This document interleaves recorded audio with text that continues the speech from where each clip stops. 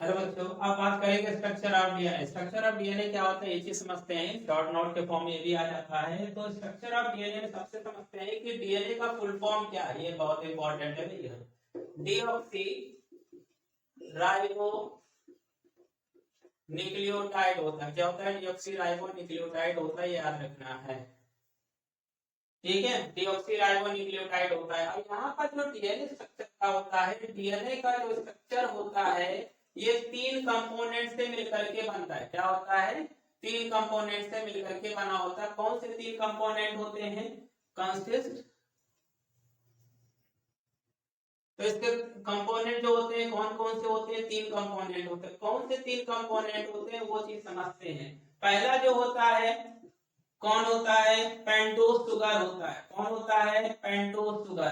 Pentose sugar होता क्या है ये चीज समझते हैं। उसके बाद कौन आता है? Phosphate radical. कौन आता है? फॉस्फेट फॉस्फेट रेडिकल होता है। उसके बाद जो दूसरा आता है वो कौन होता है? नाइट्रोजनस बेस होता है। अब यहाँ पर ये चीज तो समझ गए, हाँ ये इन तीनों चीजों से मिलकर के बना हुआ होता है। कौन बना हुआ होता है? डीएनए बना हुआ होता है। पेंटोज शुगर का मतलब क्या होता है? पेंटोज का मतलब होता है 5 कार्बन। तो यहाँ पर कितने कार्बन लगे हुए होंगे? तो ये हमारा डीऑक्सीराइबोस, यहाँ पर डीएनए पढ़ रहे हैं तो कौन यहाँ पर कौन सा पेंटोज शुगर होगा? यहाँ पर डीऑक्सीराइबोस शुगर होगा। कौन सा? Deoxyribose sugar. अब डी का मतलब क्या होता है? यहाँ पर डी ऑक्सी का मतलब हो गया ऑक्सीजन का एब्सेंट है। यहाँ पर जो डीऑक्सी राइबोज है, डीऑक्सी डीऑक्सी जो राइबोज है शुगर है, इसमें इसका जो सेकंड पोजीशन है यहाँ से एक ऑक्सीजन क्या हो गया है? एब्सेंट हो गया। और जब एब्सेंट हो गया तो राइबोज शुगर की जगह पर इसका क्या नाम हो गया? डीऑक्सी राइबोज शुगर हो गया। क्लियर? उसके बाद बात करते हैं फॉस्फेट। फॉस्फेट फॉर्मूला जो होता है फॉस्फेट का H3 क्या होता है? H3PO4 होता है। क्या होता है? इसको फॉस्फोरिक एसिड बोला जाता है। तो फॉस्फेट रेडिकल या फॉस्फेरिक जो एसिड होता है इसमें देखते हैं H3PO4 में H3PO4 में OH जो होते हैं कितने होते हैं? 3। ऑक्सीजन कितना होता है? 1 होता है। तो यहाँ पर देखो फास्फोरस है, इसके कितने बॉन्ड हो जाएंगे? कितने बॉन्ड हो जाएंगे? 5 हो जाएगा। 1 2 3 4 1 5। तो 3 से जो होगा OH जुड़ेगा। कौन जुड़ेगा? OH जुड़ेगा। OH जुड़ेगा। जो डबल बॉन्ड होगा उससे कौन जुड़ जाएगा? ऑक्सीजन। तो फॉस्फेट में या फॉस्फोरिक एसिड में कितने OH होते हैं? 3 और 1 O होता है। आगे एक रहता है कि नाइट्रोजनस बेस। नाइट्रोजनस जो बेस होते हैं, नाइट्रोजनस बेस जो होते हैं ये हेट्रोसाइक्लिक होते हैं। कैसे होते हैं? हेट्रोसाइक्लिक। अब हेट्रोसाइक्लिक का मतलब क्या हो गया? हेट्रोसाइक्लिक कंपाउंड होते हैं, मतलब ये जो होते हैं साइकिल टू फॉर्म। ये देखो यहाँ पर देख रहे हैं सभी क्या है? बंद हो गए हैं। एक दूसरे से ज्वाइंट होने के बाद साइकिल लाइक स्ट्रक्चर बना लिया, राउंड बॉडी लाइक स्ट्रक्चर। तो ये हेट्रोसाइक्लिक होते हैं। कैसे होते हैं? ये nitrogenous base cytosine, thymine, uracil, guanine, adenine, ये कैसे होते हैं? ये नाइट्रोजनस बेस होते हैं।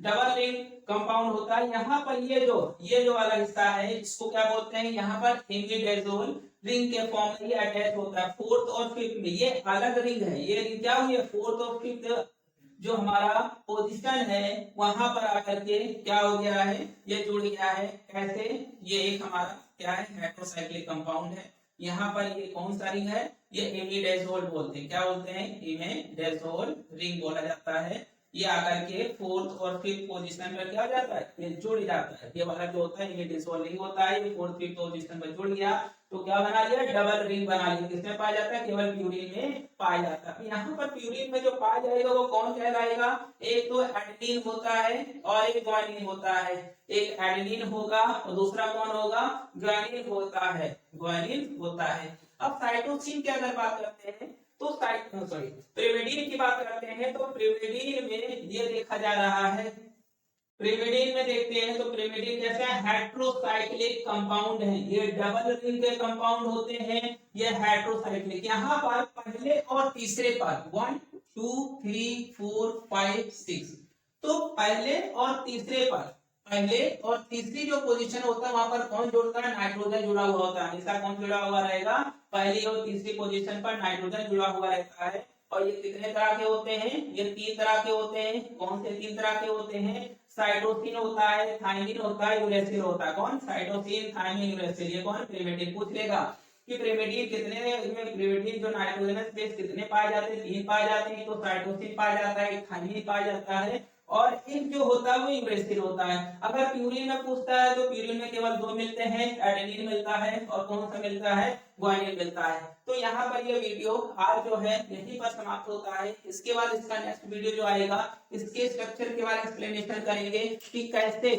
कैसे ये जुड़ता है, किस तरह से कंबाइन होता है, ये चीजों के बारे में समझा जाएगा कि फॉस्फोडाइस्टर बॉन्ड क्या होता है, बीटा ग्लाइकोसिडिक बॉन्ड क्या होता है, ये कैसे बनता है, ये चीज समाप्त होता है। इसके बारे में वीडियो जो आएगा उसके आगे का एक्सप्लेनेशन होगा।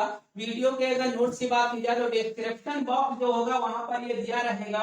और वीडियो अगर अच्छा लगता है तो लाइक कीजिए, कमेंट कीजिए, सब्सक्राइब कीजिए और चैनल को ज्यादा से ज्यादा सब्सक्राइब करना ना भूले।